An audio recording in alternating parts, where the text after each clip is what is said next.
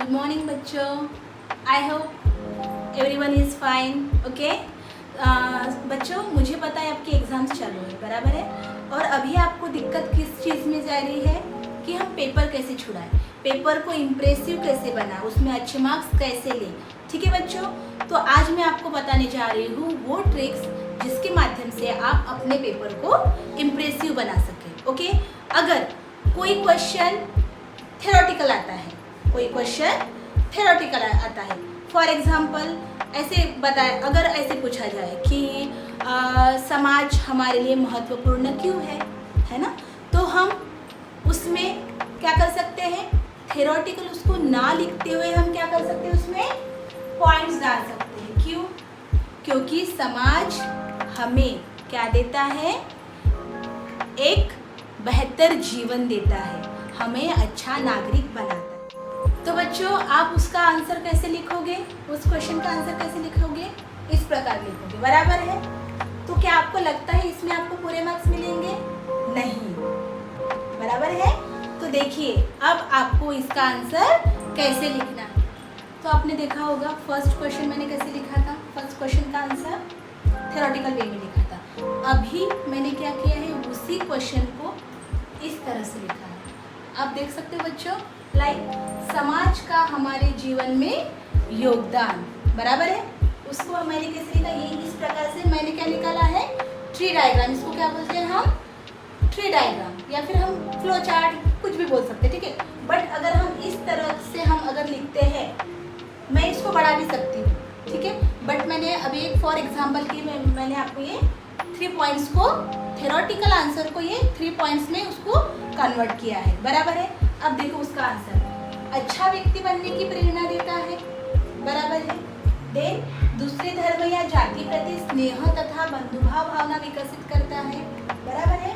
और थर्ड, राष्ट्रीय एकता तथा समाज के प्रति प्रेम की भावना विकसित करता है, बराबर है। उसे मैं और बढ़ा सकती हूँ, लेकिन मैं उसको बढ़ाऊंगी किस तरह से, इसी तरह से। और ठीक है बच्चों, समझा भी आप बच्चों, हमें एग्जाम में डिफरेंस भी आता है, बराबर है। फर्क स्पष्ट कीजिए या फिर डिफरेंस बिटवीन, बराबर बच्चों। तो हम उसे डायरेक्टली क्या करते हैं, 2 कॉलम कर लिए, एक ये और ये, और डायरेक्टली हम क्या करते हैं, चालू करते हैं। लेकिन उसमें डिफिकल्टी कैसी आती है, अगर हम 8 डिफरेंस याद करते हैं तो उसमें से हार्डली हमें 4 या 5 याद आते हैं, बराबर है ना।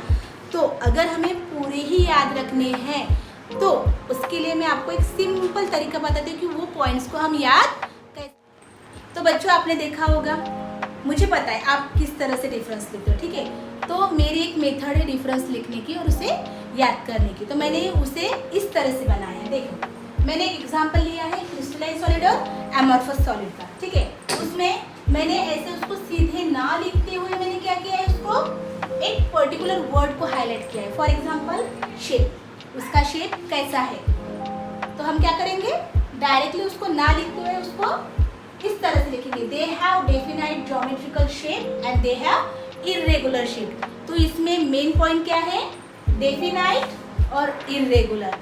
ये 2 वर्ड को हमें हाईलाइट करना है with the help of black pen. हम एग्जाम में ब्लू और ब्लैक पेन, 2 पेन हम यूज कर सकते हैं, ठीक है।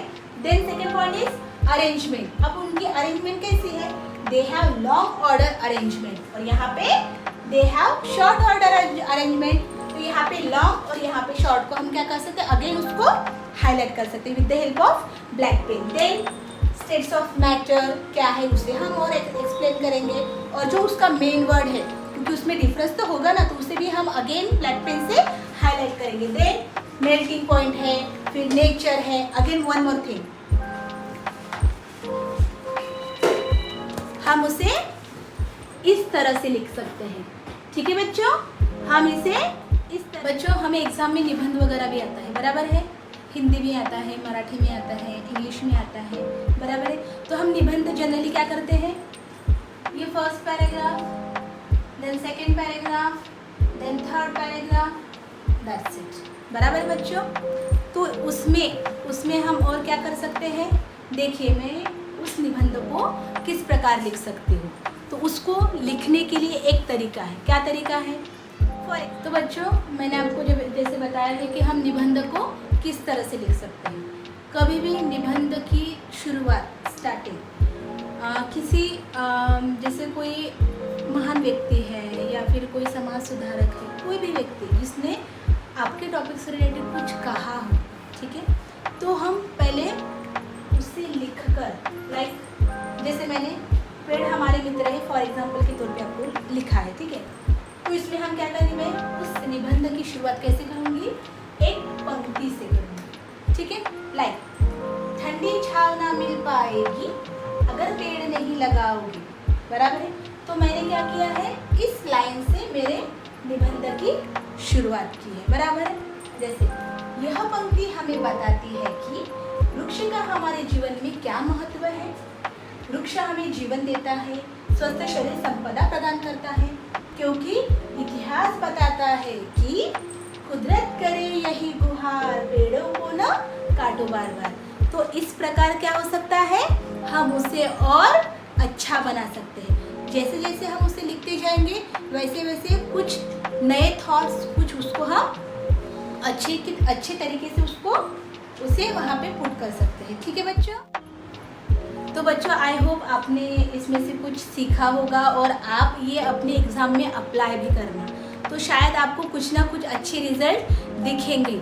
बस मैं आपको जाते जाते एक ही मैसेज देना चाहती हूँ, ये APJ अब्दुल कलाम जी का थॉट है।